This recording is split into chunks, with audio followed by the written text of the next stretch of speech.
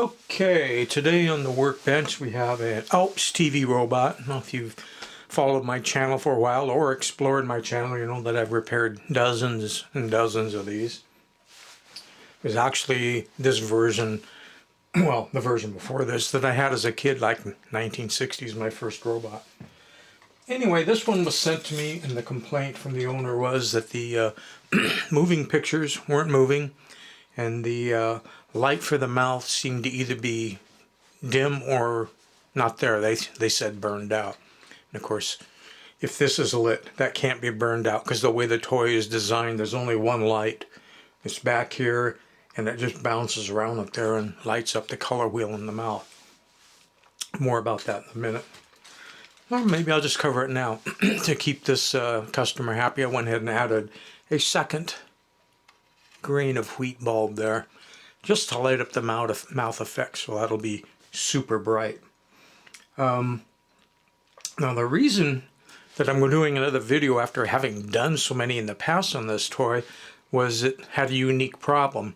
Normally when you get these, it's this flex drive that starts clear down there, flexes all the way up and goes up into the head there to drive some gears, which drive the mouth, which drive the eyes, so on. That flex drive normally gets kinked and destroyed, and you can either jam the whole thing up to where it can't run, or these effects up here will stop working once it's broken that flex drive. But there is another flex drive, which you can see it solders on there, bends around back, and pokes back into the gearbox there and solders on that end. In this particular case, that flex drive was broken, which is actually the first time that's, in all the ones I've repaired, it's ever come up. And when I explored just operating the moving picture part with that broken flex drive, I found that it would jam and wouldn't work. There was like a free place and then jammed, and then a free place and then jammed. And ended up being this little brass gear in the front. The teeth were mangled. Now I don't know, this toy had been opened up by somebody else in the past. I don't know if they mangled it or if they were in there trying to fix it and it was mangled from the factory. I mean, the gear could have been defective from day one for all I know. I don't know. Fortunately, in my junk box of parts for these Alps, since I've repaired so many, and that's not a part that's ever gone bad before, I was able to get that small gear and a better condition rubber roller, since these rollers are going on 70 years old at this point. Replaced the roller, the little gear, and then of course that flex drive being broken, it was too short. But again, never having one been broken before, I was able to salvage that off my room of junk parts and put in a new flex drive for that. So that is working. I need to route this wire so it stays out of the way of the moving arms and legs and stuff. I'll work on that off camera. So got the flex drive going, added the extra bulb. The screecher was bent over here. When this leg crank moves around, that moves this piece forward and backward. And whenever it goes back, then this little arm drags on that large gear that's on the motor, and that's actually there just to produce a screeching sound. So when this leg crank moves, it'll cycle on and off and on and off.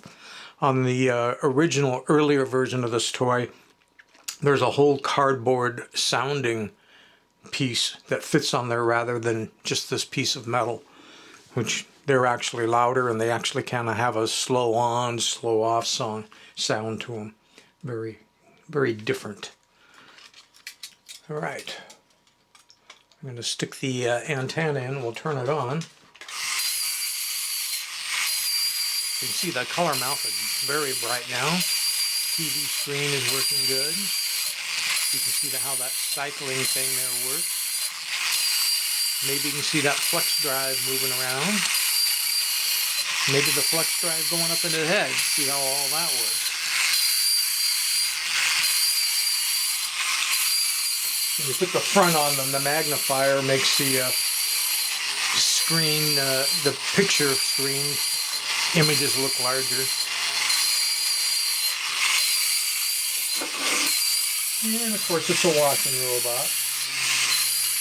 I haven't done anything to that. The guy said it walks, so I'm just going to leave that.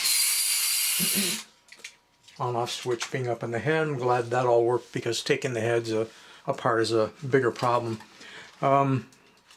You can also tell this wasn't the original issue because it's got the plastic foot covers and plastic legs. The original version, this would have been metal and these would have been metal. And the claws would have been the smaller type. You can see that parts have been borrowed off this by somebody in the past. There should have been button guard here, here, and here. Of course, I don't have any spares of those since they're almost always missing. I guess maybe kids grab them and break them off or something. If I'd had any extras, I'd have put them on there to complete that. But what I was going to say is if you have to work on one of these, there's these tabs you have to take off, bend straight, and remove in order to get the front off. But to actually work on it, to get the gearbox out of the toy, on the earlier version, version 1, the all tin version, there's 3 versions of this toy, by the way. You can see these slots up here. There would have been tabs from the gearbox that came through and bent over there, just like there are ones down here that are bent over. And you could straighten those, and then you could leave this battery box as part of the body, and you could maneuver the mechanics out to where you could work on them. The only thing that would kind of keep you tethered is this one flex drive and the wires that go up to the switch. But generally speaking, you can move it out enough to work on it. Now, unfortunately, on this version, which makes it a bigger pain in the ass to work on, the battery box is fastened from the inside onto the gearbox, plus these 2 lower tabs. So you pretty much have to pull the whole mechanics and the battery box out at the same time. Now the battery box won't fit out with the arms attached. You don't have to take both of them out, but there are 4 tabs in here that hold this whole arm shoulder assembly right here. You're going to have to reach in there with a little screwdriver, straighten them, remove that, take that one arm out. Then you got to get into the 4 tabs. See these tabs here and here.